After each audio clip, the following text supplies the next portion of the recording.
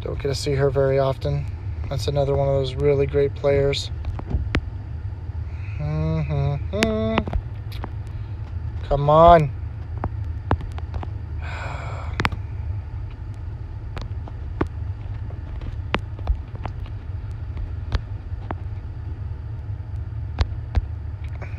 Don't worry, guys. I'll get you. Don't worry. I'll get you soon.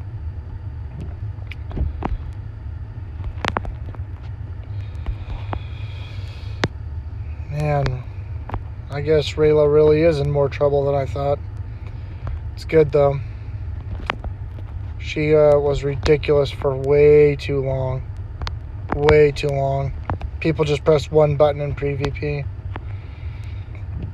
Sometimes, and if you're, especially on like defense, you didn't even press a button, you just...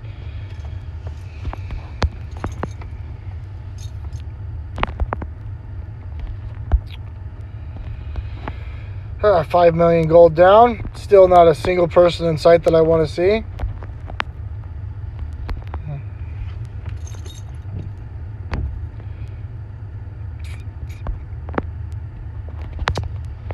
For a second there, I thought we had him. If you're wondering why I pass up some defenses, I memorize a lot of defenses, and some people I know just don't have it. I do want to try that Sirloin's defense here in a bit.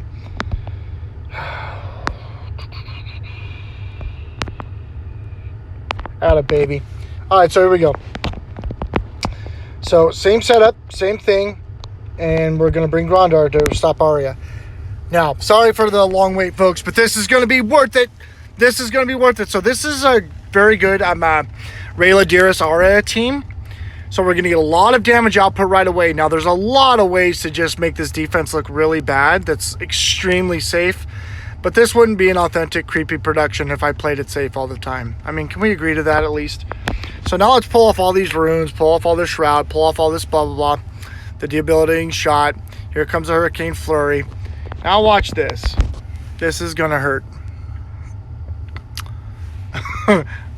Well, so far so good. So anyway, that's how you do that. Seriously, guys, it's the rise of Agnon for a lot of reasons, but that's a really fun team, really fantastic. Obviously you can see their runes and their team had more power than mine, but that passive that Agnon brings to the game is super nice. Building defensively, throw on some 3 festives on there. Happy hunting, guys. If you like the video, please give me a like, subscribe if you haven't, tell your friends. Have a good day, y'all. Happy holidays.